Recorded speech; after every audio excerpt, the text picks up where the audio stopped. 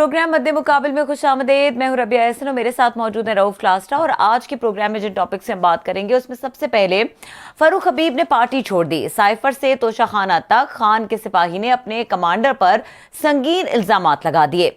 नौजवानों को गुमराह करने का इल्जाम, आम कारकुनों को वरगला कर मुश्किलात में छोड़ने पर पार्टी की आदत को जिम्मेदार करार दे दिया। जहांगीर तरीन की इस्तेहकाम पार्टी में शमूलियत का ऐलान। फरूख हबीब ने क्या क्या इंकशाफात किए, इस्तेहकाम पार्टी के सीनियर रहनुमा ओन चौधरी हमारे साथ मौजूद होंगे, उनसे तफसीली गुफ्तगू करेंगे। इसके अलावा बात करेंगे जनरल मुशर्रफ की पार्टी के फंड में मौजूद 20 करोड़ रुपए पर लड़ाई शुरू। जाली मेंबर्स की पार्टी ओवरटेक करने की कोशिशें, इलेक्शन कमीशन में जालसाजी करते पकड़े गए, बड़े इंकशाफात। मुशर्रफ की पार्टी खत्म, निशान वापस ले लिया। 20 करोड़ ठिकाने लगाने की दौड़ में कौन कौन जालसाजी करता पकड़ा गया, बड़े इंकशाफात आपके साथ शेयर करेंगे। इसके अलावा बात करेंगे पाकिस्तानी आला ब्यूरोक्रेसी सब वसाइल पर काबिज, छोटे मुलाजमीन इस्तेहसाल का शिकार, मरात के नाम पर आला अफसरान के मजे, बड़े छोटे मुलाजमीन की तनख्वाहों मरात में फर्क 33% तक जा पहुंचा। Pakistan institute of development economics की तहकीकाती रिपोर्ट में ये अहम इंकशाफात हैं जो सामने आए हैं। इसके अलावा बात करेंगे साइफर केस, चेयरमैन पीटीआई की मुकदमा खारिज, जमानत की दरखास्त पर फैसला महफूज। लतीफ खोसा ने जलसे में अलामती कागज लहराने का दावा कर दिया। प्रोसिक्यूटर शाखावर ने एक बार फिर साइफर के जरिए अमेरिका से ताल्लुकात खराब करने का दावा कर दिया। साइफर केस में चेयरमैन पीटीआई के साथ क्या हो सकता है, इन मुमकिनात के ऊपर बात करेंगे। हमारे साथ मौजूद हैं रहनुमा इस्तेहकाम पार्टी ओन चौधरी साहब, उनको वेलकम करेंगे। अस्सलाम वालेकुम ओन साहब। जी वालेकुम सलाम जी। बहुत शुक्रिया ओन चौधरी साहब कि आपने हमें वक्त दिया, और ख़ास तौर पे इस अहम दिन पे जिस दिन काफ़ी रेलेवेंस ज़्यादा है। और सबसे पहले तो ये बताएं कि आपको फ़रूख हबीब साहब की इस्तेहकाम पार्टी में शमूलियत की मुबारकबाद दें, क्योंकि पीटीआई का एक नुमाया नाम है, या हमदर्दी करें आपके साथ?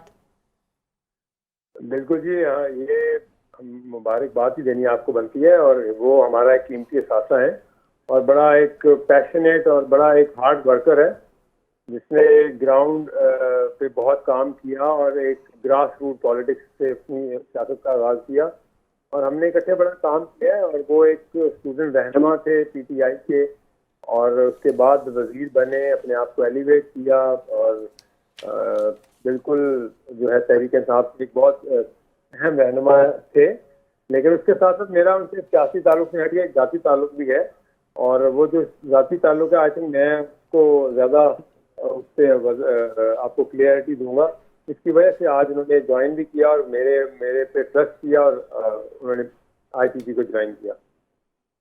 अच्छा ओन चौधरी साहब, आप कह रहे हैं उनसे ज़ाती आपका एक ताल्लुक है, तो डेफिनेटली आपको जो अंदरूनी डिटेल्स हैं वो भी मालूम होगी कि क्या वजह बनी कि उन्होंने, क्योंकि देखिए अगर थोड़ा सा हम बैकग्राउंड में देखें, 9 मई के वाक़े के बाद जो लोग बहुत देर तक चेयरमैन पीटीआई के साथ खड़े रहे, उनमें फरूख हबीब थे और वोकल भी थे। He was vocal about it. उनके बहुत से ऐसे बयानात हैं जिनमें उन्होंने कहा कि इस तरह से ये तो एक ट्रेंड बन गया है कि आप गिरफ्तार हों, फिर प्रेस कॉन्फ्रेंस करें और फिर आप छूट जाएं।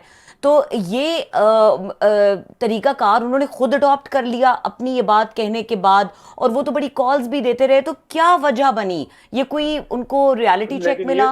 ये तो गिरफ्तार नहीं हुए, वो तो नहीं हुए, वो तो अपने आप को उन्होंने बस डिस्कनेक्ट थे अपने घर वालों से, सबसे। लेकिन कोई गिरफ्तारी वाली बात तो कोई नहीं थी। उन्होंने टाइम लिया, वक्त लिया अपना फैसला करने के लिए, और मुझे उन्होंने ट्रस्ट में लिया और मुझे बुलाया, और उन्होंने कहा कि मैं ज्वाइन करूंगा। और सिंपल सी बात है, इसमें कोई ऐसी गिरफ्तारी उनकी नहीं हुई जिसकी ऐसी ये रूमर्स है। फरूख हबीब देखें एक जेन्युइन वर्कर है।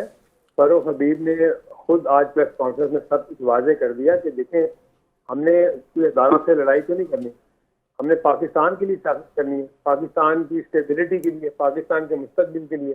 तो उन्होंने अपनी प्रेस कॉन्फ्रेंस में आज बहुत सारी डिटेल्ड प्रेस कॉन्फ्रेंस की है, और हर चीज़ को उसने डिटेल में रख के बताया है पूरे मीडिया में। और जो एक बड़ी किसी प्रेशर के कोई ऐसा प्रेशर नहीं था उनके ऊपर, आप देख सकते हैं। और आप उनसे इंशाल्लाह वो हमारे बीच होंगे और आपके अगले प्रोग्राम में भी होंगे, और आप उनसे पूछें कि कोई ऐसी बात नहीं है। वो और हमारी पार्टी के लिए देखें, हमारा एक वर्किंग रिलेशनशिप रहा है फरूख हबीब से, हमारा एक कंफर्ट लेवल है। जैसे उसने कहा कि मैं अपने घर में बैठा हूँ, तो इवन इसने वो हमारे मेरे तो घर की वाली बात है उसके साथ, تو یہی تعلق آپ کا آگے بھی آتا ہے. کل کو آپ کا کوئی دوست اور جو آپ کا, میرے بہت سے دوست ہیں پی ٹی آئی میں ابھی بھی ہیں, تعلق بھی ہے, رابطہ بھی کرتے ہیں, اور انشاءاللہ میں جتنی کوشش کر سکا ان کو بھی اپنی پارٹی میں شامل کروں گا. لیکن ہمارا مقصد یہ نہیں ہے کہ ہم کوئی ذات کی سیاست کر رہے ہیں, پاکستان کی سیاست کرنی ہے, پاکستان کے مستقبل کی سیاست کرنی ہے. ہمیں وہ نفرت کی سیاست کو بھول جانا چاہیے جو پچھلے 1 سال میں سیاسی ماحول پاکستان میں کریٹ کیا گیا ہے, انتشار کی سیاست کا, ہمارے یوتھ کے اندر ایک ان کو پوائزن کیا گیا ہے. یہ سیاست تو ہم اس سیاست کے لیے تو پی ٹی آئی میں نہیں آئے تھے. ہمارا یہ تو نہیں تھا فیوچر کہ ہم اپنے آنے والی نسل کو یہ فیوچر دیں کہ ہم پاکستان میں نفرت کا بیج بوئیں اور لوگ ایک دوسرے کو برداشت نہ کر سکیں. سیاست میں فلیکسیبلٹی ہوتی ہے, سیاست دان ایک دوسرے کی غمی خوشی پہ جاتے ہیں. سیاست دان اتنا نہیں ہوتا کہ اپنی لائن لگا لیتے ہیں کہ ہم آر یا پار کر دیں گے. یہ سیاست تو کبھی بھی نہیں تھی. آپ کے سامنے ہے, سیاست میں اونچ نیچ آئی, سیاست میں توڑ پھوڑ ہوتی ہے, جو سیاست میں آپ کے لوگ دوست کل کے دشمن آج کے دوست ہوتے ہیں. ایسی سیاست ہم نے پہلی دفعہ دیکھی ہے کہ کسی گھر پہ اٹیک کر دو, آپ اپنی جو ہے افواج پاکستان کے جو ہے جو ان کے تنصیبات ہیں ان کے اوپر اٹیک کر دیں. کسی سیاست کا ہم حصہ کبھی بھی نہیں تھے, اور یہ بھی لوگ ہیں جو اب یہ فیصلہ کر کے ہماری پارٹی میں آ رہے ہیں. تو میرے خیال سے تو ہم سب کو ان کو ویلکم کرنا چاہیے, ان کو انکریج کرنا چاہیے, اور ان دوستوں کو بھی انکریج کرنا چاہیے جو ابھی اپنے فیصلے کرنے میں تھوڑی سی بھی کنفیوز ہیں. وہ اپنی سیاست کریں, اپنی جو ہے ملک کی خاطر, اپنے پاکستان کو اسٹیبل لانے کے لیے سیاست کریں, بجائے کہ ایک ایسے جو سیلف سینٹرڈ انسان ہے جس نے اپنی ذات کے لیے پاکستان کے پورے جو ہے یوتھ کو ورگلایا اور ان کو اداروں کے سامنے کھڑا کیا. میرے خیال سے یہ جو فیصلہ کیا فاروق حبیب نے, اس کو بالکل باقی لوگوں کو بھی دیکھنا چاہیے اور اپنے سیاسی فیصلے کر کے پاکستان کی خاطر سیاست میں ایک پاکستان کو روشن مستقبل دیں, پاکستان کے بچوں کے لیے, پاکستان کے فیوچر کے لیے ہم مل کے سب کام کر سکیں. بہت شکریہ آون, آپ نے بڑا, ایک تو ہمیں جوائن کیا, تھینک یو ویری مچ. آپ یہ پہلی دفعہ ہمارے شو میں آئے ہیں, welcome to the show, grateful. آپ نے بڑا اپنا یہ ساری چیزیں بتائی ہیں, یہ سارا کچھ. خبریں یہ آ رہی تھی کہ 9 مئی پہ ان پہ بھی ایف آئی آر سے, ان پہ بھی مقدمے پرچے اس سے پہلے بھی ہوئے تھے. وہ خود بھی کہہ رہے تھے جب آپ کے ساتھ بیٹھے ہوئے تھے ایف آئی آرز کے, تو وہ ہائیڈنگ میں تھے. تو خبر تو یہ آئی تھی کہ شاید گوادر سے پکڑے گئے ہیں, گوادر سے وہ شاید پاکستان سے باہر جانا چاہ رہے تھے.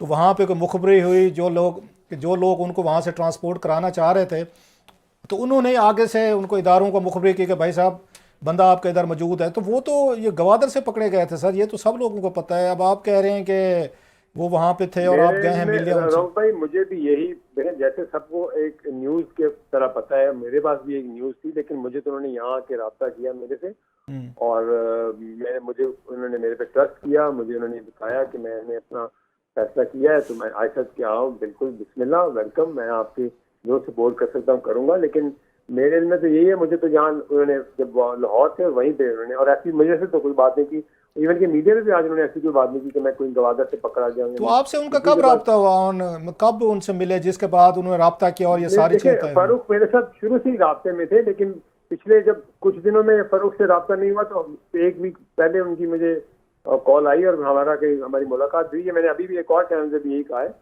تو اس کے ساتھ پھر انہوں نے میرے سے ڈسکس کیا, تو پھر ہم نے ایک اسٹریٹجی بنا کے, میں نے کہا آپ اپنا فیصلہ سوچیں اور مجھے بتائیں, اور آپ بسم اللہ ہمیں جوائن کریں. اچھا, یہ ہمارے ساتھ 5 اکتوبر کو فیصل واڈا صاحب تھے, اس اسٹوڈیو میں موجود تھے, تو انہوں نے ایک گفتگو کی تھی انہی کے حوالے سے, فاروق حبیب صاحب کے حوالے سے.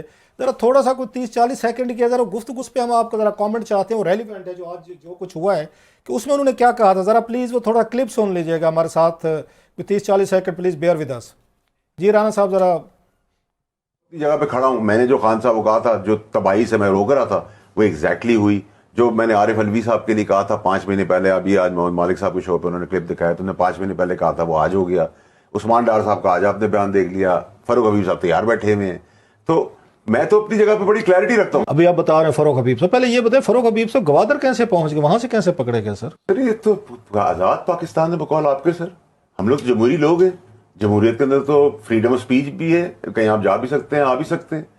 وہ وہاں ٹہلنے گئے تھے, ٹہل کے آ گیا, وہ بھی خان صاحب پہ سارا کچھ ڈالیں گے کیونکہ وہ حصہ تو تھے.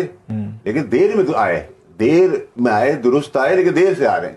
لیکن آج سب سے میں نے آپ کے شو پہ کہا تھا کوئی نہیں کھڑا رہے گا, کیونکہ جب آپ کی نیت بدنیتی میں بدل جائے. جی آپ نے اون چوہدری صاحب سنا کہ فیصل کو تو پتہ تھا یہ ووڈا صاحب کو 5 اکتوبر کو کہ یہ آ رہے ہیں, تو ان کو کیسے پتہ چلا؟ آپ کا خیال ہے کہ یہ 10 دن میرے خیال سے تو میں اس سے کوئی کمنٹ نہیں دے سکتا. اگر فیصل بھائی کو زیادہ خبریں ملتی ہیں تو وہ ان کی اپنی رائے ہوگی, ان کے اپنے سورسز ہوں گے, میرے پاس ایسی کوئی خبر نہیں.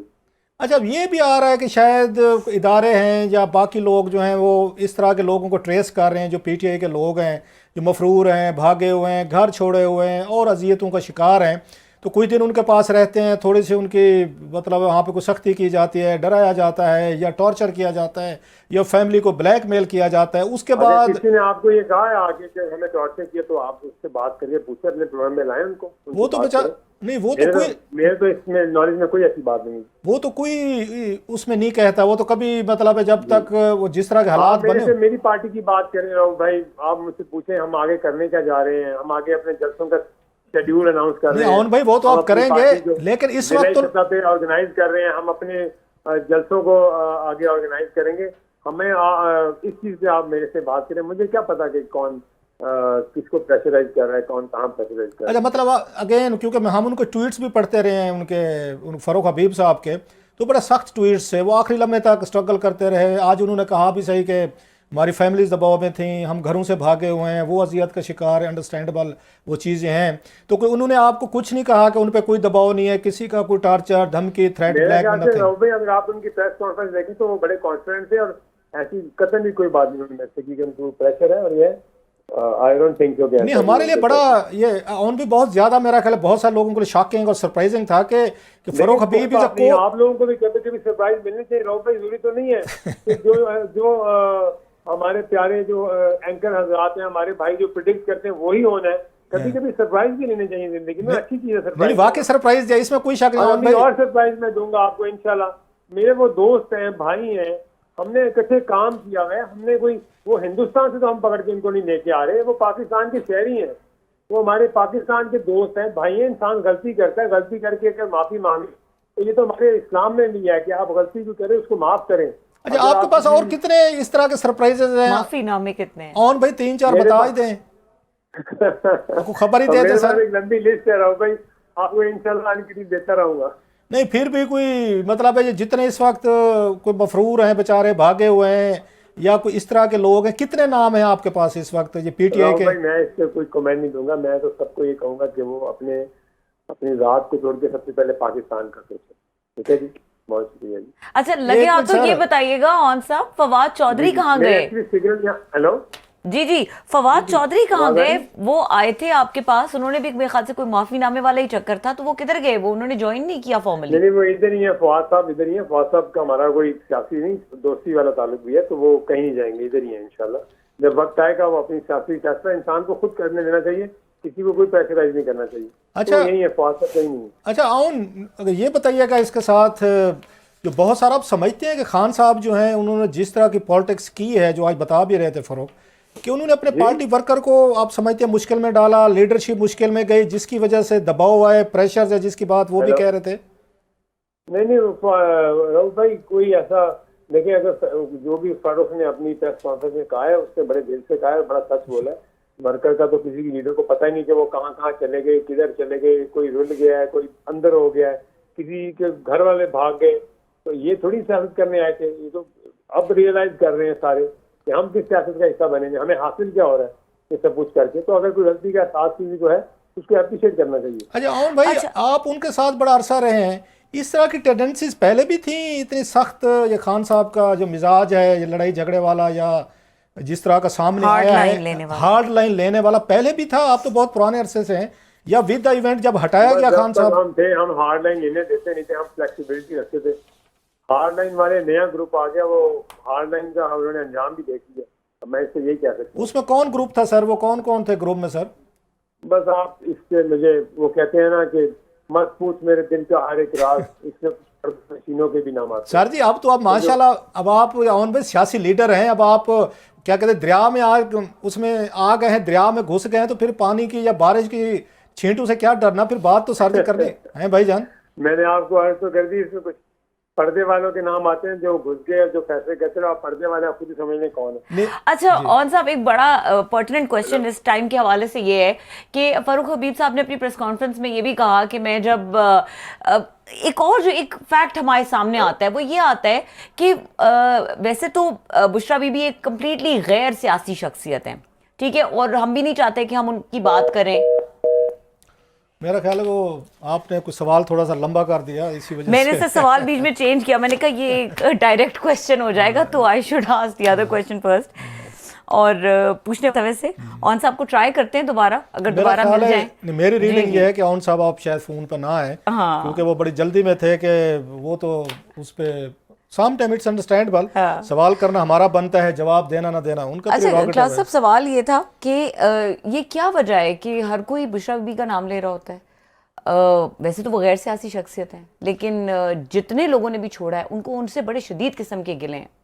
लग रहा है उस पर अब वही वाली बात कि क्या बंदा इस पे बैठ के बातें करे। अब तो बहुत सारे केसेस भी बन चुके हैं, बल्कि अभी एक सवाल रहता था मेरा ख्याल है, क्योंकि आउन चौधरी साहब ज़रा जल्दी में थे, वो ये था कि खबर मनिका साहब जो हैं, जो मैंने लास्ट वीक भी बताया था कि शायद हो सकते किसी वक्त तो आउन चौधरी साहब के साथ खबर मनिका साहब भी बैठे हुए नजर आए, क्योंकि वो जब उस वक्त आपको याद होगा खान साहब के गवाहों में ये भी शामिल थे, जुल्फ़ी बुखारी साहब और आउन चौधरी साहब भी थे जो तस्वीर आई थी। तो ये भी मुमकिन है कि किसी वक्त खबर मनिका साहब जो हैं वो उधर बैठ के इसी तरह की गुफ्तगू बहुत सारी चीज़ें कर रहे हूँ। बहरहाल जब वो वक्त आएगा तो हम उस पर उनको देखेंगे। तो ये ज़रूर है कि मेरा ख्याल है वो जो बात उन्होंने की है कि उस फारूक हबीब साहब के हवाले से, तो लग रहा है डेफिनेटली, जो मेरी एक रीडिंग है, राय है कि खान साहब ने अपनी पार्टी को बहुत ज़्यादा बड़े टेस्ट में डाला है। इस लेवल पर जाके अब आप अपनी पार्टी का इम्तिहान नहीं लेते हो। तो ये इंसान है, मतलब फ़ारूक हबीब साहब हूँ, उस्मान डार साहब हूँ, या बाकी लोग जिनका वो बता रहे हैं, उस तरह के लोग जो हैं, कि उनको इतने टेस्ट में नहीं डालना चाहिए था, इतने एक्सट्रीम पर लेकर नहीं जाना चाहिए था कि खुद भी जेल में गए हैं। और मतलब सम टाइम आपको समझ नहीं आती कि खान साहब ने क्या साइंस इस्तेमाल की है, सारे क्या किया। चलो अचीव तो जो कुछ इस वक्त हो रहा है वो अपनी जगह पे, कि यहाँ पे भाई कौन सी क़यामत आ गई थी अगर आपकी हुकूमत चली गई थी। आप भी तो हुकूमत आप नहीं कर रहे ना भाई, आपने 3.5 साल कर ली। मुझे कोई एक बड़े अच्छे एक ना क्रेडिबल सोर्स ने बताया कि जब इनकी मुलाकात हुई यहाँ पे, और वो बात उन्होंने जनरल साहब जो हैं, जनरल बाजवा साहब, उन्होंने बड़े एक दो अपने करीबी लोगों की बात बताई है जो मेरे तक कोई चलती फिरती इधर उधर कोई टांगे लगा के पहुंची है। उन्होंने ये कहा है कि मेरी जब इन मुलाकात करवाई इन्होंने सदर आरिफ अलवी साहब ने, इसमें ऐवान सदर में जो खुफिया मुलाकातें हुई थी, 2 हुई थी, ये अब आपको हर से मौत बता रहा हूँ, जिनका खाकवानी साहब ने जिक्र किया था मुलाकात। हाँ, पहले किया था, जो हमने अपने उसमें जब GTV पे थे उस वक्त हमने ब्रेक की थी स्टोरी ये वाली, और बड़ा उसके बाद ही रोला पड़ा था सारा। तो जब ये उसमें ऐवान सदर में मिले हैं, जनरल बाजवा साहब और खान साहब मिले हैं, तो 2-3 चीज़ें हुई हैं। अब आपके साथ मतलब नई चीज़ें थोड़ी सी शेयर करते हैं। एक ये थी कि खान साहब राजी थे, जी आप एक काम करें, इनको हटा दें, इनको शहबाज शरीफ साहब को, इनकी हुकूमत गिरा दें, तो अब ताहयात जो है ना आर्मी चीफ बन जाए, मुझे कोई एतराज़ नहीं। एक तो ये इन्होंने ऑफ़र की। नंबर 2 ये था कि आप इनकी हुकूमत गिरा के, मतलब ये कि पहले इनकी छुट्टी करवाएं, फिर आप ताहयात बन जाएँ। तो दूसरा ये था, उन्होंने मैं हुकूमत कैसे गिरवाऊँ, उन्होंने पूछा जनरल बाजवा साहब ने। उन्होंने कहा जी आप ज़रा उनको एजेंसी को कहें कि MQM को कहें कि अपनी सपोर्ट वापस ले लें, क्योंकि ये तो 1-2 वोटों पे खड़ी है, तो 4 वोट थे या 3 थे। उन्होंने पूछा आगे से जनरल बाजवा साहब ने, उन्होंने कहा सपोजली मैं हटवा भी दूँ, हम कह भी दें MQM को जी हट जाओ, उससे क्या होगा, वह हुकूमत गिर जाएगी। वह हुकूमत तो गिर की मान लिया ना, आप तो ऑलरेडी इस्तीफे दे के निकल गए हैं। मैंने तो मना किया था आपको कि इस्तीफे ना दें। आप तो पार्लियामेंट के अंदर ही नहीं है। जब आप अंदर ही नहीं है पार्लियामेंट के, तो हुकूमत गिरवाने का फिर क्या फ़ायदा होना है, फिर उसके बाद तो तुक नहीं बनता। आप बैठे होते तो चलो मान लेते हैं जी कि आपको हम दोबारा वज़ीर-ए-आज़म बनवा देते, ताकि ये गाली गलौज का सिलसिला ये अगेन ख़त्म होना चाहिए। आप तो है नहीं वहाँ पे, नंबर 1। नंबर 2, जो ही बैठे हैं ना उस इमरान खान साहब, सदर अलवी साहब और जनरल बाजवा साहब, तो इन्होंने कहा है, खान साहब ने, अलवी बैठ जाओ, उन्होंने कहा अलवी तुम बैठ जाओ। अलवी साहब भी नहीं है, जो सदर मुमलिकत हैं आपके, प्रेसिडेंट ऑफ पाकिस्तान, हाँ, उनको भी इमरान खान साहब ने अपनी इस मीटिंग में नहीं बैठने दिया। उन्हें उन पे भी ट्रस्ट नहीं था। उन्होंने कहा मैं 1-on-1 गुफ्तगू करूंगा इससे जनरल बाजवा साहब से। ये क्या स्टेट ऑफ माइंड होता है क्लास साहब? ये हर लीडर करता है। इनसिक्योरिटी सबसे पहला जो सबक है ना, जो सियासत में सिखाया जाता है कि किसी पे ट्रस्ट नहीं करना, भरोसा करना ही नहीं है। ये पहला सबक है इसका। चलें इसको छोड़ दें, ये तो खान साहब पे लोग कहते हैं ना कि वो किसी पे ट्रस्ट नहीं करते, फेयर इनफ। आपको याद होगा बेनज़ीर भुट्टो साहबा 1996 में जब मुर्तज़ा भुट्टो साहब वापस आए उनके दौरे हुकूमत में, तो उनकी वो जो थे, उनकी अम्मा हजूर जो थे, वो थे नुसरत भुट्टो साहबा, वो अपने बेटे के साथ थी कि पार्टी का हिस्सा शेयर जो है ना इनको मिलना चाहिए। उस पर बेनज़ीर भुट्टो साहब राज़ी नहीं हो रही थी, वो को चेयरपर्सन भी थी इनके साथ। इन्होंने उनको हटा के उनके खिलाफ पार्टी में बाकायदा इन्होंने अपनी पार्लियामानी पार्टी के इजलास बुलवा के जिस तरीके से बेनज़ीर भुट्टो ने अपनी माँ को पार्टी की क़यादत से हटा के खुद बन गई थी। ये आपको वो भी वाक़या जो लोगों को नहीं याद होगा, खान साहब अकेले नहीं है, खान साहब को तो कोई रिश्तेदार भी नहीं है। चलो इस वक्त दो ही है ना, या तो बुशरा बेगम साहबा को दें या उसके बाद अलीमा खान साहब या किसी और बहन को दें ना अपनी पार्टी दे, अगर देनी है सपोज, और किसी तीसरे को नहीं देंगे। जो उस दिन याद होगा इसाक हकवानी साहब ने भी बात की, उसने कहा कुछ हो जाएगा, वो पार्टी किसी को नहीं देंगे खान साहब, उन्होंने किसी को ट्रांसफ़र नहीं करनी। वो कहते हैं व्हाट कम में आसमान गिरता गिर जाए। बेनज़ीर भुट्टो साहबा ने किया हुआ है। नवाज शरीफ साहब ने खैर इन्होंने अपनी जो पार्टी थी वो शहबाज शरीफ को ट्रांसफ़र की थी, भाई को ट्रांसफ़र की थी। खान साहब का मसला ये है कि इस वक्त ना इनका कोई भाई है ना इनका कोई बेटा है जहाँ पे कि जो पॉलिटिक्स में एक्टिव हो, वो वहाँ से आने को तैयार नहीं है। कासिम और सलमान वगैरह जो हैं, ऑप्शन दो ही बच गए, या अलीमा खान साहब को बनाए या उसके बाद बुशरा बेगम साहबा को बनाए। और तीसरी खबर एक और भी आपके साथ शेयर करता हूँ कि इन्होंने शहबाज शरीफ साहब ने भी ऑफ़र की थी इनको, बाजवा साहब को, ये एक्सटेंशन की। अच्छा, इन्होंने भी ऑफर की थी जब वो सारा चल रहा था झगड़ा। उनको ये था कि बाजवा साहब जो हैं अगर इनके खान साहब के साथ इस वक्त चल रही है और वो को इनको ऑफर करा रहे हैं, हम भी करा दें। सो ये बड़ी पक्की खबर दे रहा हूँ। तो ली क्यों नहीं इनमें से कोई भी ऑफर जनरल बाजवा ने? बाजवा साहब अब तो रिग्रेट्स करते हैं, जो उनके लोग उनको मिलते हैं ना बड़े करीबी, अब वो रिग्रेट्स करते हैं कि मुझे ये इसकी एक्सटेंशन पहले लेनी नहीं चाहिए थी, पहले 3 साल भुगता के मुझे साइड पे हो जाना चाहिए। वो ये भी कहते हैं कि मैंने ली मांगी भी नहीं थी, मैंने कहा भी नहीं थी खान साहब को, खान साहब ने खुद मुझे उन्होंने ऑफ़र की थी कि आप एक्सटेंशन ले लें। मेरा ज़ाती तौर पर कुछ और ख्याल है, मैं इसे, ये उनका पॉइंट ऑफ व्यू है जनरल बाजवा साहब का। Again we respect his point of view, but my reading is different. My reading is कि इन्होंने जनरल फैज़ के ज़रिए खान साहब को कन्विंस करवाया होगा। कोई चीफ नहीं कहता होता, जनरल क्यानी भी कहते होते थे मैंने कभी नहीं मांगी जी उनसे, मैंने कब कहा, पूछें गिलानी साहब से, कोई नहीं मांगता होता। अब हालात पैदा कर देते होते हैं। ऐसे सेम जब इनको तो जनरल रहील लेना चाहते, जनरल रहील ने तो नहीं मांगी थी, जनरल रिजवान अख्तर DGISI थे, वो कह रहे थे कि इनको 1 साल के एक्सटेंशन दे दें। वो क्यों कह रहे थे मरियम साहबा को और नवाज शरीफ साहब को? वो ये थी कि साल बाद उनकी अपनी बारी लग जानी थी, आर्मी चीफ के लिए एलिजिबल हो जाते थे जनरल रिजवान जो हैं। और इसीलिए जब इनका जनरल बाजवा साहब का नाम चलना शुरू हो गया था तो उसमें जो कंपेन चलवाई गई थी जनरल बाजवा साहब के खिलाफ, बहुत सारी चीज़ें आई थी मीडिया पे, मतलब कंट्रोवर्शियल टाइप में जो TV पे ये बताने वाली नहीं है, तो उसके पीछे इंक्वायरी जब करवाई थी जनरल बाजवा साहब ने, आर्मी चीफ बने, तो पीछे से जनरल रिजवान अख्तर निकले थे DGISI। उन्होंने फिर आते ही इनको DGISI से इनको हटा दिया था और बाकायदा इनको मैसेज दिया गया था कि आप इस्तीफा दें, छोड़ के जाएं, चलें, आपका ट्रायल वगैरह नहीं करते। इतनी बात सीरियस थी, ये बाजवा साहब को पता था सारी चीज़ों का। सो इसमें अगर जैसे उसमें जनरल रिजवान अख्तर की अपनी ज़ाती ख्वाहिश थी कि जनाब के जनरल रहील को एक्सटेंशन 1 साल की मिलनी चाहिए ताकि मैं एलिजिबल हो जाऊंगा, सेम जनरल फैज़ की इसमें अपनी पर्सनल इन्वॉल्वमेंट थी, इंटरेस्ट थी कि अगर इनको 3 साल की मिल जाती है एक्सटेंशन जनरल बाजवा साहब को, क्योंकि ये बहुत जूनियर थे उस वक्त, तो फिर इनको ये था कि 3 साल बाद कि नवंबर इसमें 2022 में, तो फिर उस वक्त ये 4 लोगों में आते थे, 4 या 5 में फाल करते थे जनरल ये फैज़ साहब, क्योंकि सीनियरिटी का पता होता है ना। सो जनरल फैज़ के इसमें था, मतलब ग्रेटर इंटरेस्ट में था कि जनरल बाजवा साहब को मिलनी चाहिए। सो उन्होंने जनरल बाजवा साहब की अपनी भी ख्वाहिश थी, भाई कौन छोड़ना चाहता है, इतनी पावरफुल क्लाउड है। आपने नवाज शरीफ को नाराज़ किया, जेल में डाला, खान प्रोजेक्ट लॉन्च किया, उसको वज़ीर आज़म बनवाया सिर्फ 1 साल चीफ रहने के लिए, क्योंकि 1.5 साल से ज़्यादा तो इन्होंने नवाज शरीफ के साथ गुजारा हुआ था। तो आपने 1 साल के लिए इतनी बड़ी दुश्मनी इकट्ठी कर ली थी नवाज शरीफ से भी, मरियम से भी, या बाकी PDM वगैरह से भी, और फिर उसके बाद साल बाद कहते हैं मैं तो घर जा रहा हूँ। सो डेफिनेटली कि आपको पता था कि खान साहब को लाने का मकसद ये था, बल्कि एक बंदे ने तो बड़ा मुझे एक यहाँ तक भी कहूँगा कि छोड़ें सारी बातें, एक ही मकसद था, उन्हें पता था कि नवाज शरीफ ने एक्सटेंशन नहीं देनी, सो उन्होंने खान साहब को तैयार किया कि इनको लेकर इनके जरिए एक्सटेंशन लेंगे, मैं एक्सटेंशन लूँगा और जनरल फैज़ साहब जो हैं वो बाद में आर्मी चीफ बनेंगे। वो कहते हैं ना कि मैन प्रपोजेस गॉड डिस्पोजेस, क्या उन्होंने प्रपोज किया। अब उन्हें लगता है कि यार मुझे एक्सटेंशन नहीं लेनी चाहिए थी, जो कुछ बाद में हुआ। और मुझे याद है आमिर मतीन साहब, मैं उस वक्त आप TV में थे, जिस दिन इनको एक्सटेंशन मिली थी उसी दिन हम दोनों ने शो किया था, और उस वक्त के आपने क्लिप निकाल लें, उस वक्त मैंने अपोज किया था कि जनरल साहब आप मत लें एक्सटेंशन। आप भी पढ़ा होगा, किसी वक्त कहेंगे तो क्लिप दिखा दूंगा, ये राना साहब प्रोड्यूसर बैठे हमारे, इनको पता होगा सारा। बल्कि मेरी एक मुलाकात हुई थी इनसे, एक ही हुई थी, वहाँ पर जो सहाफ़ियों के साथ होती थी इनके, जनरल बाजवा साहब की, 6 साल रहे वो। तो मैंने इनसे पूछा था इसमें, मैं कि आपका ये फेवरेट आर्मी चीफ कौन रहा है? तो इनमें इनकी तस्वीरें लगी हुई थी वहाँ पे, तमाम आर्मी चीफ जो थे उनकी लगी हुई थी सामने।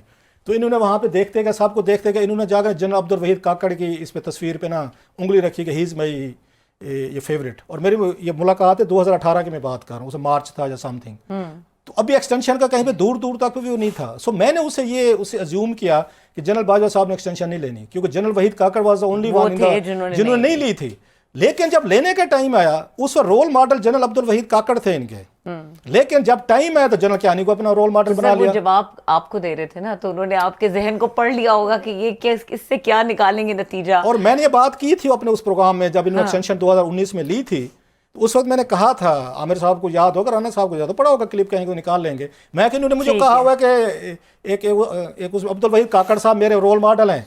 लेकिन जब टाइम आया है उस वक्त अब्दुल वहीद काकड़ बनने का, उस वक्त जनरल कियानी बन गए हैं. उन्होंने क्योंकि उनके स्टाफ के में उसमें रहे थे, स्टाफ अफसर थे या समथिंग लाइक दैट. सो ये जो पावर के ना बाद में होता है कि यार मैं ना लेता, इतनी सारी मेरे पे बातें हुई, मेरे ऊपर इतने बड़े इल्जामात लगे, मीर सादिक, जाफर, गद्दारी, अमेरिका, साइफर, अभी भी खान साहब का ट्वीट है तो उसमें ये बातें थी. अब वो तो अब सोचते हैं ना. अच्छा, अगर बंदा निकलना भी चाहे ना रेस में से कि मैं बस भाई नहीं, तो मेरे जैसे तबलची नहीं निकलने देते ना, जो उनके करीबी होते हैं जनरल साहब के, जो उनके बेनिफिशरी होते हैं उनके इक़्तिदार या उनकी पावर की वजह से. मैं कहाँ चाहूँगा कि जनरल साहब छोड़ जाकर मैं उनके उस दरबार का हिस्सा हूँ और मैं बेनिफिशरी हूँ. मैं तो नहीं चाहूँगा. मैं को वाजी खुदा का खौफ करें, पाकिस्तान को आपको ज़रूरत है, क्योंकि मुझे जो ज़रूरत है. सो अगर वो बेचारा निकलना भी चाह रहा होता है, कोई बंदा अपने 3-4 साल बाद नौकरी छोड़ना भी चाह रहा है, तो मेरे जैसे नहीं छोड़ने चाहते. वो आपके रिश्तेदार हूँ, दोस्त हूँ, बैचमेट हूँ, क्लास फेलोज हूँ या जर्नलिस्ट जो भी हूँ. So it's a long story. बात पता नहीं कहाँ से कहाँ निकल गई. बात बड़ी मज़ेदार तरफ निकल गई और इसी से आगे लेके चलेंगे और ब्रेक के बाद बात करेंगे जनरल मुशर्रफ की पार्टी के हवाले से. बड़ी एक्सक्लूसिव स्टोरी है और बड़े बड़े लोग हैं जो दौड़ में जालसाजी करते हुए पकड़े गए और टेक ओवर करना चाह रहे थे. I think it was just पैसों का मामला था. 20 करोड़ पार्टी के साथ, हाँ 20 करोड़ का मामला. और पार्टी जनरल मुशर्रफ की पार्टी थी, ये भी बताया जरा लोगों को. जनरल मुशर्रफ की पार्टी 20 करोड़ जो हैं वो उसके अकाउंट में निकले और उसके बाद से लोग क्लेम, रिपोर्ट्स हैं पड़े हुए हैं और उसके बाद लोगों ने क्लेम करना शुरू कर दिया कि हम तो इसके बड़े ओहदेदार हैं. और फिर एंड में हुआ क्या, वो जरा आपसे जानेंगे ब्रेक के बाद. मेरे पास एक्सक्लूसिव स्टोरी डिटेल्स हैं, हमारे साथ रहिए. वेलकम बैक क्लास साहब. हम एक्सक्लूसिव स्टोरी का जिक्र कर रहे थे ब्रेक से पहले. जनरल मुशर्रफ की ये पार्टी और इसके कुछ दर्जन से जायद दावेदार सामने आ गए. अचानक क्या हुआ? एक ना छोटी सी खबर एक चली कहीं पे, कोई छोटा सा, बाद में फॉलो अप में बड़ी स्टोरी निकलती. हमारे जो उस्ताद थे, गुरु थे, वो हमें ये सिखाते थे कि some time follow up is a big story. और मैंने कोई इस तरह की कुछ 4-5 बड़ी स्टोरी मैंने की जब न्यूज़ में था. बाद मैंने फॉलो अप से बड़ी स्टोरीज निकाली. मतलब आपने कोई खबर की है, आपने छोटी सी कहीं पे की, किसी दिन मुझसे पूछेगा, मैं आपको 3-4 बड़ी स्टोरीज बताऊंगा. इसलिए जर्नलिस्ट जो होते हैं ना, ये फॉलो अप को इतनी इंपॉर्टेंस नहीं दी जाती, but I always give it a very importance कि मैं ग्रास रूट लेवल से रिपोर्टिंग करके, अभी भी करता हूँ, मैं रिपोर्टर ही हूँ मैं. तो अभी भी ये स्टोरी मैंने वहीं से निकाली है, इसको फॉलो अप किया मैंने. फॉलो अप क्या होता है कि स्टोरी पढ़ के आप उसमें जाके डिफरेंट, उसका डीप इनटू जाते हैं, उसको फर्दर इन्वेस्टिगेट करते हैं. स्टोरी क्या थी? टिक्कर एक था छोटा सा. वो टिक्कर ये था कि जनरल मुशर्रफ की ऑल पाकिस्तान मुस्लिम लीग जो थी, उसका निशान जो है ना ख़त्म कर दिया गया. No, it's open and available, कोई पार्टी लेना चाहे ले ले. मैं कि इसका मतलब है पार्टी डिसबैंड हो गई है, ये ख़त्म हो गई है पार्टी. अगर उसका निशान ही मतलब उड़ गया है, आप ले लें, अदरवाइज तो रजिस्टर्ड होती है. यहाँ से मैंने अपने रिपोर्टर वाली मेरी वो हिस्स जाके मैं देर समथिंग, मैंने अपने फिर वो टलियाँ वो जैसे होते हैं, हमने वो ना उसके बाद खड़काना शुरू किया. मैं पता करें, पता क्या निकला? बहुत बड़ी खबर निकली. खबर ये निकली है जनाब कि आपके लिए ज़रूरी होता है कि आप अपने अकाउंट्स होते हैं ना, पार्टी के अकाउंट्स भी आप सबमिट करवाएं. खर्चा कितना हुआ, ऑडिट टाइप सारी रिपोर्टें वो आपने देनी होती है इलेक्शन कमीशन को, गोशवारे देने होते हैं, और प्लस आपके जो इलेक्शन प्रोसेस है वो देना होता है. पार्टी की नॉमिनेशंस होती हैं, पार्टी के सरबराह होते हैं, सेक्रेटरीज, पूरे का पूरा आपको उनको वो देना होता है, एक डॉक्यूमेंट देना होता है. तो पता ये चला जनाब 5, 6, 7, 8, 10 डिफरेंट लोग पहुंच गए इलेक्शन कमीशन में. अपने अपने वो उठा के बैंक अकाउंट्स उठा के पहुंच गया कि मेरा अकाउंट है. बाज ने तो अभी खुलवाए हैं बैंक अकाउंट जो मेरी इतला है. अच्छा. वो लेके पहुंच गए. बाज ना गोशवारे लेके पहुंच गए जनाब, हम ये पार्टी के वो हैं फाउंडर मेंबर हैं और ये पार्टी हमारे नाम होनी चाहिए, हमें दे दें. इलेक्शन कमीशन ने इस पर फर्दर इंक्वायरी शुरू की. उन्होंने कहा लोग कहाँ से आ रहे हैं, तो से आ रहे हैं. तो many interesting things came up. बहुत सारे लोग अभी कुछ दिनों पहले कोई मेंबर बने थे. अच्छा. उन्होंने कहा ये हो क्या रहा है कि हर बंदा अपनी बगल में एक दस्तावेज लेकर आ रहा है कि जनाब इसकी जनरल मुशर्रफ की पार्टी के हम ओहदेदार हैं, जानशीन हम हैं. हाँ. दूसरी साइड पे और लेके आ रहा है, कोई गोशवारे उठा के फिर रहा है, कोई कहाँ पे फिर रहा है. अब आप ये देखना कि पार्टी यतीम कैसे हुई है. हालांकि पॉलिटिकल पार्टीज होते हैं, एक इससे सबक सीखने की ज़रूरत है कि उसमें आपको याद फंक्शनल लीग बनाई थी, मेरा ख्याल है उन्होंने जन अयूब ने बनाई थी, जब उन्होंने तोड़ फोड़ इसी तरह की थी, उनकी पार्टी का वजूद ख़त्म हुआ. اس کے بعد جنرل ضیاء صاحب جو ہیں انہوں نے نواز شریف صاحب والی خیر پارٹی بنوا لی تھی, ان کو آگے کر لیا تھا, وہ ایک ڈفرینٹ سٹوری ہے. وہ بھی اپنے ساتھ اگر جو ہی ضیاء صاحب سین سے ہٹے پارٹی ان کی, اس میں جنیجو صاحب تھے, وہ پھر نواز شریف صاحب نے ہائی جیک کر لی تھی. اس کے بعد تیسری جنرل مشرف نے بنائی پارٹی, اس کا بھی حشر دیکھیں ذرا. حالانکہ پولیٹیشین ان کے مقابلے میں, مطلب بھٹو صاحب پھانسی بھی لگے, پارٹی آج تک ختم نہیں ہوئی. نواز شریف صاحب جو ہیں یہ اس پہ ان کو آپ کو جو اینٹی ٹیررزم کیس میں جو 13 کیس تھا, عمر قید ہوئی, ان کو اس میں جلا وطنی میں گئے 10 سال کے لیے جدہ, اس کے بعد لندن رہے. اس کے باوجود پارٹی آج بھی قائم ہے. وہ چوتھی دفعہ پھر آ رہے ہیں جی میں جاؤں گا ملک کو میں ٹھیک کر کے رکھ دوں گا, وہ پارٹی بھی نہیں ختم ہوئی. خان صاحب کا بھی میں یہی کہوں گا, جو اڈیالہ جیل میں بیٹھے, یہ چیزیں بات سیکھنی چاہیے آپ کو ایز اے لرننگ کے طور پر, کہ خان صاحب کی پارٹی بھی نہیں ختم ہوگی. اگر ان کی پارٹی نہیں ختم, بھٹو صاحب کی نہیں ہوئی, نواز شریف کی ختم نہیں ہوئی, تو ختم یہ خان صاحب کی بھی پارٹی نہیں ہونے والی. لیکن جو وہ تھے اس وقت کے فوجی حکمرانوں نے جو پارٹیاں بنائیں, وہ ان پارٹیز کی حالت میں بھی آپ کو سنا رہا ہوں, یہی پرویز الہی صاحب تھے جو آج خان صاحب کے لیے وہ کلمہ پڑھتے ہیں, ساری چیزیں کرتے ہیں. انہوں نے کہا تھا مینار پاکستان پہ میں 10 دفعہ اس کو وہ بنواؤں گا, ان کو وردی میں صدر بنوائیں گے. انہوں نے وہاں مینار پاکستان پہ جلسہ کروایا تھا. یہ خان صاحب جو ہیں, یہ نہیں جناب مشرف صاحب کے لیے وردی کے ساتھ اس میں ریفرینڈم ہوا تھا 2002 میں, وردی کے ساتھ صدر بنے تھے. خان صاحب نے لابینگ کر کے ان کے لیے کنوینسنگ کر کے ووٹ مانگے تھے ان کے لیے. بڑے بڑے نام ہیں, فیصل صالح یاز صاحب تھے, اس وقت چودھری شجاعت صاحب تھے, اس کے بعد اس کو مجھے خورشید یہ قصوری صاحب تھے, لغاری صاحب تھے, ایک بڑا لمبا کراؤڈ تھا, اس میں اعجاز الحق صاحب تھے, وہ سارے کے سارے ان کے ساتھ, جہانگیر ترین صاحب تھے, اس کے بعد ہمایوں اختر صاحب تھے, لمبی لسٹ ہے جو جنرل صاحب کے لیے اس وقت جان دینے کو تیار تھے. جو جان دینے کو تیار تھے آج پارٹی ان کو پتہ ہی نہیں ہے کہ پارٹی کے ساتھ کیا ہوا ہے, نشان کدھر گیا ہے. خیر وہ اب کہانی کی طرف آتے ہیں. جی, الیکشن کمیشن نے اس کو پتہ لگانے کی کوشش کی کہ یہ لوگ کہاں سے اچانک آ رہے ہیں. یہ اچانک کہاں سے کراؤڈ آ گیا, 8-10 لوگ جو ہیں, ہر کوئی کہتا ہے جی کہ ہم ان کے وارث ہیں جناب مشرف صاحب کے. نہ جناب مشرف صاحب کی ان کے صاحبہ مشرف صاحبہ آئیں, نہ ان کا بیٹا بلال, میرا خیال ہے نام ہے بلال مشرف امریکہ میں, نہ وہ آیا, نہ تیسرے. اچھا وہ لوگ بھی نہیں ہے جو جنرل صاحب کے اس میں آل پارٹیز میں ساتھ ہوتے شروع میں. ایون فواد چودھری صاحب ان کے سپوکس مین رہے ہیں ان کے جناب مشرف صاحب کے, ان کی پارٹی کے, جب وہ دبئی میں تھے یا 2007-8 کے بعد. پتہ یہ چلا جناب کسی نے الیکشن کمیشن کو بتایا جی سوری کہ ساری محبت میں نہیں آ رہے, اٹس آل اباؤٹ روکڑا, پیسے کا مسئلہ ہے. تو کسی نے ان کو بتا دیا تھا, ان تک خبر پہنچی ہوئی تھی ان لوگوں تک کہ پارٹی فنڈ میں کوئی بینک اکاؤنٹ میں کوئی ان کا 20 کروڑ روپیہ پڑا ہوا ہے. اس کی انویسٹیگیشن میں سے ہو رہی ہے ابھی کہ کتنے پیسے پڑے ہوں, لیکن فگر جو دیا گیا نا, جو میری اطلاع ہے, وہ 20 کروڑ کا دیا گیا. سو جس کو پتہ چلتا گیا کہ جناب مشرف صاحب کی وہ رحلت ہو گئی ہے, 2-3 سال اس میں سے گزر گئے ہیں, کسی کو پتہ نہیں ہے, یاد نہیں, تو پارٹی ہم اپنے نام پہ کروا کے اونرشپ لے کے, اور بعض لوگوں نے جیسے میں نے کہا جیلی وہ بھی کروا لیے اپنے, انہوں الیکشن کروا کے نامینیشن کر کے وہ بھی دے دی. تو پتہ یہ چلا جناب 20 کروڑ روپیہ وہاں پہ پڑا. 20 کروڑ روپے کے لیے تمام لوگوں نے انہوں نے جا کے اپنے پیپر جمع کروائے. وہاں پہ الیکشن کمشنر صاحب, ان کے ممبران جو بھی تھے, سب نے اٹھا کے چیزیں دیکھیں. انہوں نے کہا یہ سارے ان میں سے کوئی جینون قسم کا کوئی پارٹی کو کلیم کرنے والا نہیں ہے. سو فیصلہ یہی کیا گیا کہ اس پارٹی کو ڈسبینڈ کر دیا جائے, اور ان کا جو وہ سمبل ہے اس کا الیکشن کمیشن کے پاس, اس سمبل کو اوپن کر دیا جائے جو لینا چاہتے. سو جناب مشرف صاحب ون آف دا موسٹ مطلب پاورفل حکمران تھے, جن کے وہ کہتے ہیں نا کہ دور میں یہاں پہ کتنے بڑے بڑے لوگوں کو ہم نے دیکھے. میں نے تو یہاں سے 20 سال, بلکہ جناب مشرف کا جس دن مجھے اس لیے بھی ان کا ٹیک اوور یاد ہے کہ اسی رات نا میرا یہ بڑے والا بیٹا پیدا ہوا تھا. سو آئی ریمبر اٹ کہ کیا ہو رہا تھا. ڈان میں تھا, میں اس رپورٹر تھا. سو وہ انہی کے ساتھ ہی آیا تھا. سو اس کے ساتھ ہمیں وہ جب بھی آتے ہیں نا, وہ 12-13 اکتوبر آتے ہیں, تو ہمیں یاد ہوتا ہے کہ اسی رات احمد جو ہے نا تو اسی کی ہوئی تھی. سو مجھے پتہ ہے سارا اس رات کیا ہو رہا تھا, کیسے کیسے چیزیں ہو رہی تھی. سو ہیونگ سیڈ آل دس, ساری چیزیں مجھے نا بڑے, اب اس سے آپ عبرت بھی لے سکتے ہیں اگر لینا چاہیں. آج کے تمام پولیٹیشین جتنے بھی ہیں کہ جناب کہ جتنے بھی آپ طاقتور ہوں, جتنے بھی کچھ ہوں, once you are out of scene, تو اس کے بعد یہ سارے لوگ وہ ایسے تتر بتر بھاگے. بلکہ میرا خیال اسحاق حقوانی صاحب جو ہیں, انہوں نے ایک دفعہ ہمارے شو میں بتایا تھا, آپ کو یاد آئے گا, کہتے ہیں میں اس کے بعد ان کو بلایا تھا انہوں نے, مشرف صاحب نے دبئی. انہوں نے کہا تھا آپ کو میں, حالانکہ انہوں نے اس سے وزارت سے انہوں نے استعفیٰ دے دیا تھا. انہوں نے ان کے دور میں انہوں نے اتنا ان کو شوکت عزیز اور دیگر نے تنگ کیا تھا. یہ منسٹر آف اسٹیٹ تھے ریلوے کے اسحاق حقوانی صاحب, تو ان کو شکایتیں کی گئی تھیں کیونکہ یہ اسٹینڈ لینے والے آدمی تھے, پرنسپل آدمی ہے. تو ان کو وزارت سے انہوں نے استعفیٰ دے دیا تھا, اور مشرف صاحب بھی مطلب ان کے ساتھ اچھا رویہ نہیں رہا تھا.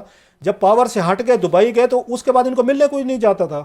وہ گیبریل گارشیا, یہ مارکیز کا بڑا خوبصورت ایک ناول ہے, وہ اگر اس کا نام ہے again nobody writes to colonel. तो वो वही वाली बात थी कि nobody meets the general, कि जनरल मुशर्रफ को कोई नहीं मिलता, मतलब इस पे पूरा एक नावल लिखा जा सकता था।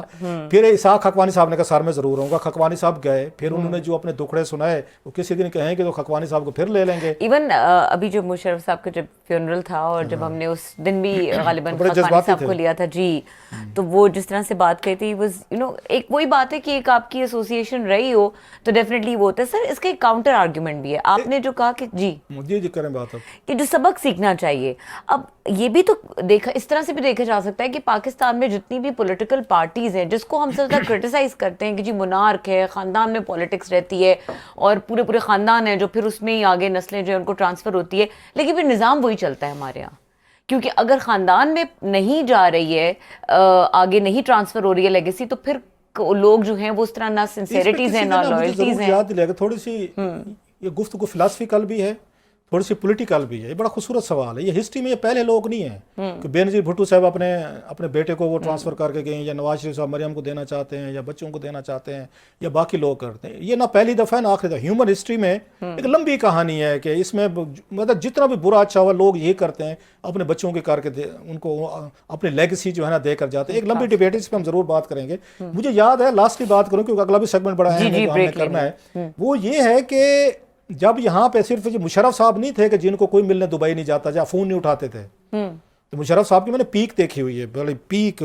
उस दौर में मैंने पॉलिटिकल रिपोर्टिंग 2002 में शुरू की जब पीक थी इनकी, तो मुझे पता है कि कौन कौन क्या होता था और कैसे आगे पीछे दो हटो बचो होते थे सारी चीज़ें। बल्कि जनरल हामिद जवेद जो हैं, जो इनके अगर बड़े करीब इनके चीफ ऑफ स्टाफ थे या चीफ ऑफ स्टाफ जनरल थे, उनकी मैं भी आखिरी दिनों में मैं उनसे मुलाकातें मेरी हुई, बहुत सारी चीज़ें मुझे उनसे भी पता चली। वो and he died very early, मेरी बड़ी अच्छा तल्लुक बन गया था उनसे का 3-4 साल पहले की बात है, ही डाइड।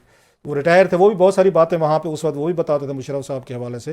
खैर लास्टली यहाँ जमाली साहब वज़ीर आज़म थे। ये लोगों को ना इबरत की चीज़ है जो लोग समझते नहीं है, मतलब है सारी चीज़ें। जमाली साहब वज़ीर आज़म थे, जब तक वज़ीर आज़म थे वज़ीरों की आगे पीछे दौड़ लगी होती थी उनके आगे। जिस दिन उनको हटाया गया यहाँ से वज़ीर आज़म की ये कुर्सी से, वो जाफराबाद मेरा ख्याल उनका गांव था बलोचिस्तान में, जाफराबाद वो बाई ट्रेन गए थे यहाँ से, और वहाँ रावलपिंडी स्टेशन पे उनको सी ऑफ करने के लिए 60-70 की कैबिनेट थी। सिर्फ एक मिनिस्टर ऑफ स्टेट वहाँ पे गया था सी ऑफ करने के लिए, बाकी चौधरी शुजात के घर F8 में बैठे हुए थे, और वो मिनिस्टर थे यहाँ पे मुझे याद पड़ते रजा हयात हिराज।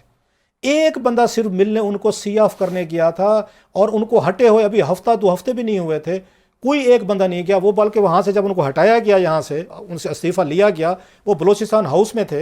मैं वहाँ पे गया था उनसे मिलने के लिए कि मैं कि जाऊँ को खबर शबर निकालूँ। बंदा उस वक्त अगर कोई ना कोई बात कह देते, गुस्से में बैठा होता ना। मुझे आज तक याद है वहाँ पे उसमें राना आमिर इलियास राना साहब भी बैठे थे और तारिक सुमैर साहब भी बैठे थे, बड़े अच्छे जर्नलिस्ट हैं दोनों। तो वहाँ पर खैर एक अलहदा गुफ्तगू हुई। सिर्फ एक बंदा उनको 60 लोगों में से उनको सी ऑफ करने गया था, रजा हयात हिराज। बाकी सारे के सारे वहाँ चौधरी शुजात के ड्राइंग रूम में बैठे थे, जो उस वक्त एक तरह ऑफिशिएटिंग प्राइम मिनिस्टर बने थे, और वहाँ तिल धरने की जगह नहीं थी। कोई वहाँ पे बैठा है, कोने में बैठा है, कोई जूतों में बैठा है, कोई सोफे पे बैठा है। ये खुद मैंने सीन देखे हैं, क्योंकि जमाली साहब पास्ट हो चुके थे और शुजात हुसैन जो है आज उनकी पार्टी जो है टेक ओवर हो गई है, और बादशाह वहाँ लुटेरे पे कोई है, कुछ चीजें हैं, पैसे हैं। आज जनरल मुशर्रफ साहब की पार्टी हवा में वो हो गई है, और किसी ने क्लास अब बड़ी वैसे ये वाकई जी सबक लेने वाली बात है। और यहाँ पे वक्त हुआ ब्रेक का, ब्रेक के बाद बात करेंगे Pakistan institute of development economic की एक तहकीकी रिपोर्ट है जिसमें कुछ इंकशाफात हैं, और वो जो पाकिस्तान की आला ब्यूरोक्रेसी है उसके हवाले से हैं कि उनको जो मराहत और तनख्वाहें मिलती हैं उनका जो छोटे मुलाजमीन हैं उनसे कितना फ़र्क है और ये क्यों है। इस रिपोर्ट में बड़े इंकशाफात हैं, इसके ऊपर बात करेंगे। हमारे साथ मौजूद होंगे डॉक्टर हसन रसूल, असिस्टेंट प्रोफेसर पाइड हैं। हमारे साथ रहिए। Welcome back. और हमारे साथ मौजूद हैं डॉक्टर हसन रसूल, असिस्टेंट प्रोफेसर पाइड। इनको वेलकम करेंगे। अस्सलाम वालेकुम डॉक्टर साहब। वालेकुम सलाम जी। अच्छा डॉक्टर साहब एक बड़ी हैरानकुन रिपोर्ट कहनी चाहिए या क्या कहें, इसमें काफ़ी इंकशाफात हैं और गालिबन ये आपने मुरतब की है। गालिबन नहीं, उन्होंने की लिखी जी। आई वाज थिंकिंग वो खुद वेरीफाई करें जी, आपने ये रिपोर्ट मुरतब की है। ये बताइएगा कि इसमें जो इंकशाफात हैं वो जो आला ब्यूरोक्रेसी है उसके हवाले से हैं। आपने उस रिपोर्ट में ये भी कहा गया कि बहुत बोझ अवाम के ऊपर डाला गया इनकी तनख्वाह और मराहत के चक्कर में, तो जरा बताइएगा कि इसकी डिटेल्स क्या हैं। जी, सबसे पहले तो ये कि पाइड की एक पूरी रिसर्च टीम है led by our vice chancellor doctor Najeemul Haq, और हमने काफ़ी मेहनत से इसको काफ़ी टाइम लगा के इस रिपोर्ट को मुरतब किया है। اور یہ ایک سیکوینس ہے، کیونکہ کچھ عرصہ پہلے پائڈ نے ایک رپورٹ پبلش کی تھی جس میں پبلک سرونٹ کے پرکس کے حوالے سے کچھ باتیں تھیں، تو اس بات پہ بہت زیادہ اصرار تھا کہ اس کی ڈیٹیلز ہمارے سامنے لائی جائیں. تو اسی کانٹینیوم کے اندر یہ رپورٹ جو ہے وہ پریپیئر کی گئی ہے، اور یہ رپورٹ اسی ایک تھیسس کو ویریفائی کر رہی ہے کہ ہمارا جو پبلک سروینٹس کا جو برڈن ہے وہ ان مانیٹری ٹرمز جو ہے وہ دیٹ از ایکسپونینشیل، اور اس کے کافی طرح کے کانسیکوینسز ہیں پبلک سروس کی ایفیشنسی کے حوالے سے بھی، اور اکانومی آف پاکستان کے لیے بھی وہ برڈن جو ہے اس کو ریشنلائز کرنے کی ضرورت ہے. یہ سر بتائیں گے ذرا، ایک تو بہت شکریہ سر آپ کا، آپ نے اتنی محنت کی رپورٹ پہ اور آپ نے پبلش کی، سامنے آئی ہے، تو ذرا اس کا بتائیں گے کہ جو آپ نے کہا ہے کہ یہاں پہ ان میں بہت سارے ڈسپیرٹیز ہیں، اس میں income wise, salaries wise, perks wise, اور پھر آپ نے کوئی بتایا میرا خیال 8000 بلینز کے قریب آپ بتا رہے ہیں کہ اتنے تقریباً پرکس ان کے بنتے ہیں، سیلریز بنتی ہیں تقریباً، شاید میں غلط نہیں کہہ رہا تھا، کوئی اس میں 2 لاکھ کے قریب امپلائیز ہیں ٹوٹل جو پاکستان میں، جب 1.9 ملین ہے اگر مجھے صحیح یاد پڑتا ہے جو میں آپ کی رپورٹ دیکھ رہا تھا. تو سر تھوڑی سی اس کی ڈیٹیل بتائیں کہ کہاں پہ آپ کو لگتا ہے کہ ڈسپیرٹی ہے اور کیوں ہے یہ؟ جی رؤف صاحب، آپ بہت ساری باتیں تو جانتے ہیں، میں صرف چند ایک چیزوں کو ذرا اس کے سیلینٹ فیچرز آپ کے ساتھ شیئر کر دوں. جی سر. کہ اس رپورٹ کا مقصد یہ تھا کہ ہم اس بات کا تعین کریں کہ جب بھی ہم کوئی بھی ایک پبلک سرونٹ کسی بھی بی پی ایس اسکیل کے اوپر انڈکٹ کرتے ہیں، اپنے ادارے میں لیتے ہیں، تو حقیقت میں اسٹیٹ کو اس کا کتنا بڑا برڈن جو ہے وہ برداشت کرنا پڑتا ہے. اور اس میں یہ والی بات سمجھ میں آئی ہے کہ اگر آپ بی پی ایس ایک کا ایک ملازم لیتے ہیں تو دکھنے میں تو آپ کو لگ رہا ہوتا ہے کہ اس کو ایک منیمم ویج کو 32,000 روپیز جو ہیں وہ پے کیے جا رہے ہیں، لیکن حقیقت میں اگر آپ اس کی فیوچر تمام کی تمام جو ایک انڈر ٹیکنگ ہے گورنمنٹ کی سائڈ پہ، جو ایک لائبلٹی ہے، ہم نے اس کو کیلکولیٹ کیا، اور اس کے لیے وہ ٹیکنیکل ٹرمز ہیں کچھ، اس کو ہم پریزنٹ ویلیو کہتے ہیں، جس کا مطلب یہ ہے کہ وہ دیکھنے میں جو چیز ہمیں 32,000 لگ رہی ہے، لیکن ایز سچ وہ کوئی 8 ملین کی لائبلٹی ہے، excluding all the perks and all the benefits. اور اگر آپ بینیفٹس وغیرہ اس میں ایڈ کر لیں تو بی پی ایس 1 کا ایک ملازم جو ہے وہ 17 ملین کی لائبلٹی کے ساتھ ہمارے پاس آتا ہے ایک سال کی. اور یہ بہت تھوڑا ہے اگر آپ اس کو سکیلز کے اوپر جاتے چلے جائیں. نہیں سر، 1 سال کا کہہ رہے ہیں آپ، 1 سال کا؟ یہ اس کی ایک لائف ٹائم کاسٹ ہے، وہ 17 لاکھ روپے. لائف ٹائم کاسٹ کا مطلب یہ ہے کہ جب حکومت یہ فیصلہ کرتی ہے کہ ہمیں ایک ملازم کو انڈکٹ کرنا ہے تو عام طور پہ بجٹ کے اوپر اس کا برڈن جو ہمیں نظر آتا ہے ظاہری طور کے اوپر وہ کوئی 32 سے 40,000 کے قریب نظر آتا ہے، لیکن حقیقت میں وہ لائبلٹی جب وہ ایکچولائز ہوتی ہے وہ ایک لانگ ٹرم لائبلٹی ہے، اس کو 30-35 سال کے لیے جو ہے وہ آپ اپنے پاس ملازم رکھتے ہیں، پھر اس کے بعد 10-20 سال کے لیے اس کی پینشن کی ایک لائبلٹی ہے. اور جو بنیادی پریمائز ہے نا وہ ان پیسوں کے حوالے سے یا جو ایک گورنمنٹ کے بجٹ کے اوپر جو برڈن بنتا ہے اس کے حوالے سے یہ ہے کہ حکومتوں کا یہ کام نہیں ہے آج کل کے دور کے اندر، یعنی حکومت کا یہ کام نہیں ہے کہ وہ ڈائریکٹ امپلائمنٹ کے سیکٹر کے اندر انٹرونشنز کرے. حکومت کا یہ کام ہے کہ وہ ایسی اپرچونٹیز کریٹ کرے کہ لوگوں کے لیے امپلائمنٹ جو ہے وہ جنریٹ ہو. تو اسی چیز کو یہ رپورٹ کے ریزلٹس جو ہیں وہ ویریفائی بھی کر رہے ہیں اور ویلیڈیٹ کر رہے ہیں جو پائڈ نے پہلے بھی ایک پر. ڈاکٹر صاحب سوری میں آپ کی بات کاٹ رہا ہوں سر، تھوڑے کچھ سوالات میرے ذہن میں آ رہے ہیں، سوری تھوڑا سا اگر آپ کو وہ لگے. جی اکثر یہ ہوتے ہیں ہمارے جو آپ جیسے پڑھے لکھے ہمارے دوست ہیں، باہر سے پڑھ کے آتے ہیں، پی ایچ ڈی کر کے آتے ہیں، اگین اس ندیم الحق صاحب سے میری اپنی بھی بڑی وہ ہے، وہ بیسیکلی ویسٹرن ماڈل اٹھاتے ہیں، ویسٹرن سٹڈیز ہوتی ہیں، ویسٹرن ایک سٹائل آف گورننس بھی ہے، ایک ویسٹرن ماڈل بھی ہو کہ جہاں پہ ہر بندے کو نوکری بھی مل جاتی ہے، سوشل ویلفیئر بھی ان کے علیحدہ ہے، ٹیکس کی مطلب ریشو بھی بہت زیادہ ہے. وہ سارے ماڈل اٹھا کے آ کے ہم یہاں پہ آ کے اپلائی کرنے کی کوشش کرتے ہیں، جو کہ آپ اگر دیکھیں یہاں پہ آپ کے لٹریسی ریٹ جو ہے وہ بہت زیادہ آپ کو پتہ ہے کم ہے، اتنا زیادہ نہیں ہے. اچھا اس میں کوالٹی ایجوکیشن کے مسائل ہیں. ابھی ہم نے پڑھا ہے کہ اگر انفلیشن کی وجہ سے غربت آپ کی 1 کروڑ لوگ مزید اس میں ایڈ ہو گیا ہے. اب پاکستان میں انڈسٹری یہاں نہیں لگ رہی، ٹیررزم کی وجہ سے نہیں لگ رہی، ہمسایوں سے تعلقات ہمارے ٹھیک نہیں ہیں. اگر پاکستان کو سوشو اکنامک اس میں ریلیجس بلا چیزیں آپ کو پتہ ہے، یہاں پہ ہنگامے، لڑائیاں جھگڑے، باہر سے انویسٹر آتا نہیں ہے، آپ کی فورن ڈائریکٹ آپ کی انویسٹمنٹ یہاں پہ نہیں آتی، انڈسٹری لگتی نہیں ہے، ایکسپورٹ آپ کی اتنی بڑی ہے نہیں. تو اتنی بڑی تعداد 22 یا 24 کروڑ لوگ جو ہیں، اگر ان میں سے 2 لاکھ بندہ بھی اگر وہ سروس میں جاتا ہے اور ان کو پارکس پریویلیج بقول آپ کے پوری لائف ٹائم میں 17 لاکھ روپیہ ملتا ہے، तो आप समझते हैं जो बंदा 37 साल दे रहा है, इसको पूरी अपनी लाइफ दे रहा है, वो 17 लाख रुपए का भी वो मुस्तहिक नहीं बनता जिसने यहाँ पे सर्विस दी है। और अगर हम इन लोगों को नहीं रखते ये मुलाजमत पे तो स्ट्रक्चर कैसे चलेगा सर, गवर्नेंस का, हुकूमतें कैसे चलेंगी, सर्विस ये डिलीवरी कैसे होगी? I am sorry for long question sir. जी आपका क्वेश्चन बहुत ही अच्छा है सर, और मुझे थोड़ी सी एक चीज मैं उसकी वजाहत करना चाहूंगा सर कि पाइट का कल्चर बिल्कुल एक डिफरेंट कल्चर है। डॉक्टर नदीमुल हक बेशक वो फॉरेन क्वालिफाइड है, लेकिन बाकी जो 4 लोग जिन्होंने इस टीम के ऊपर काम किया है वो सारे लोकल ही PhDs या MPhil के स्कॉलर्स हैं, और उसमें बड़ा एक ओपन डिबेट होती है और जिसको हम एक कंस्ट्रक्टिव डिबेट कहते हैं, डिस्कशंस होती हैं। So it is not that कि कोई एक फॉरेन मॉडल जो है वो उसको हम यहाँ पे प्रपोज कर रहे हैं, बल्कि अगर देखा जाए तो ये बड़ा ही एक इंडिजिनस किस्म के सोल्यूशन की तरफ हम तवज्जो दिला रहे हैं। और वो सोल्यूशन ये है कि देखें, जैसे भी आपने बात की कि जी हुकूमत 2 लाख लोगों को नौकरियां दे, हमारी रिपोर्ट ये बात बता रही है कि 2 लाख लोगों को नौकरियां देने के ऊपर हुकूमत जो अखराजात करेगी, अगर हुकूमत उतने ही अखराजात करे तो वो 20 लाख लोगों को नौकरियां दे सकती है। सिर्फ तरीकाकार ये है कि वो इस लेबर मार्केट के अंदर डायरेक्ट इंटरवेंशंस ना करे, वो ऐसी जगहों के ऊपर इंटरवेंशंस करे जहाँ पे मार्केट को फैसिलिटेशन मिले, जहाँ पे जॉब अपॉर्चुनिटीज जो हैं वो डेवलप। सर यहीं पे मैं आपकी सारी बात काट रहा हूँ कि हुकूमत नौकरियां, मैं सारी सर आपकी बात काट रहा हूँ, बड़ी आप अहम बात कर रहे हैं, लेकिन यहीं पे तो सारा मसला है कि यहाँ पे हुकूमत जो है वो मतलब कहाँ कहाँ पे आपका ख्याल है इंटरवेंशन करके जॉब्स क्रिएट कर सकती है 20 लाख के।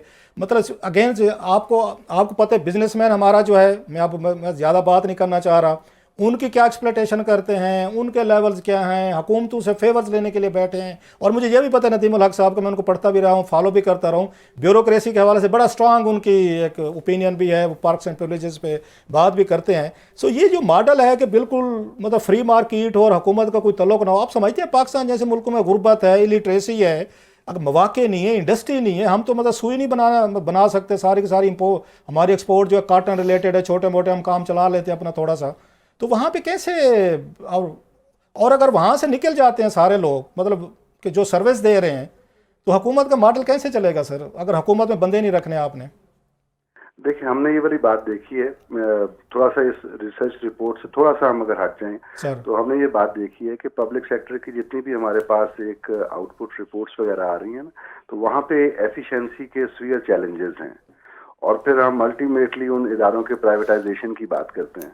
तो ये रिपोर्ट को अगर आप इसकी इम्प्लीकेशन देखें, ये बता रही है कि भाई अब आप बस कर दें इस चीज़ को कि आप लोगों से एक ऐसा वादा कर रहे हैं, आप लोगों को मुलाजमतें भी देंगे, लेकिन इन मुलाजमतों के अगेंस्ट जो आप बर्डन ले रहे हैं, मे बी कि अब से 10 साल के बाद, 15 साल के बाद आपको कोई ऐसे संगीन किस्म के डिसीजंस करने पड़े जो कि बड़े अनप्रेसिडेंटेड हों। तो क्या ये ज़्यादा बेहतर नहीं है कि आज वो टाइम है कि हम इस बात का फैसला करें कि जो पब्लिक सेक्टर के अंदर हम एक अननेसेसरी रिक्रूटमेंट्स कर रहे हैं उससे एक विड्रॉल हो।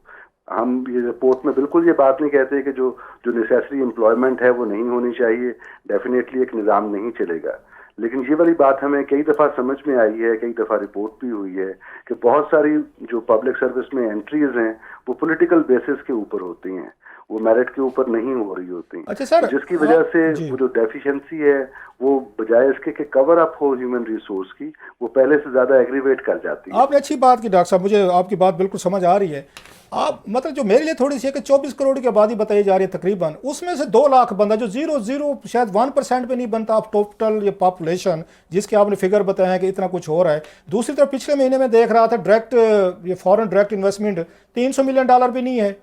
तो इस मुल्क में जो मैं बार बार कह रहा हूँ sir, then what should be the model? 40 साल से हम टेररिज्म का शिकार हैं, मुल्क हमारे में अमन होता नहीं, हमसाए मतलब चारों हमसायों से हमारी लड़ाइयाँ चल रही हैं सर, कोई इन्वेस्टर आता नहीं है यहाँ पे, बिजनेसमैन यहाँ से पैसे भेजते हैं। अभी $10 अरब के हमने दुबई में हमने वो खरीद लिए हैं, अपनी जायदादें खरीद ली हैं, हिंद सिंध लंदन पूरी दुनिया में हम मनी लॉन्ड्रिंग करते हैं, यहाँ पैसा है नहीं, दुनिया से हम पैसे मांगते रहते हैं, तो यहाँ से कैसे नौकरियां निकलेंगी सर? जो आपकी आइडियली बात ठीक है, आपकी एग्री विद, जो लास्टली आपको एतराज इनकी एफिशिएंसी पे है या इनकी पर्क्स पे है? क्योंकि आप ये भी कह रहे हैं कि एफिशिएंट नहीं है, उस पर मैं किसी हद तक आपसे एग्री करता हूँ, लेकिन आपको पर्क्स पे है या उनकी एफिशिएंसी से मसाइल है सर? जी, मैं जैसे अगर हम अपना रेस्टेंट ये रखें ना कि हमें एम्प्लॉयमेंट जनरेट करनी है सर, तो रिपोर्ट ये बात बता रही है कि गवर्नमेंट अगर उनको डायरेक्ट इंडक्ट करने की बजाय وہی انویسٹمنٹس کسی اور جگہ کے اوپر کرے اور وہ ڈیولپمنٹ بجٹ کے اندر وہ والی چیزیں جو ہیں وہ انکارپوریٹ ہونا شروع ہوں، تو ان ڈیولپمنٹل پروجیکٹ سے جو امپلائمنٹ جنریٹ ہوگی وہ اس سے کہیں زیادہ ہوگی. تو ہماری ایڈوائس بھی یہی ہے کہ بجائے اس کے کہ ہم تمام کی تمام اسپینڈنگز جو ہیں وہ ان چیزوں کے اوپر جو کر رہے ہیں اس سے جس حد تک بھی ہم ودرا کر سکتے ہیں ہمیں ودرا کرنا چاہیے، اور وہ جو ہمارے پاس ایک بجٹری کوشن آئے انہیں اس طرح کی ڈیولپمنٹ کے اوپر انویسٹ کرنا چاہیے جہاں پہ زیادہ امپلائمنٹ اپرچونٹی نکل سکتی ہے. اور میں فرینکلی بتاؤں کہ یہ والے سوال آپ کا میرے پے چیک سے اوپر والا ہے.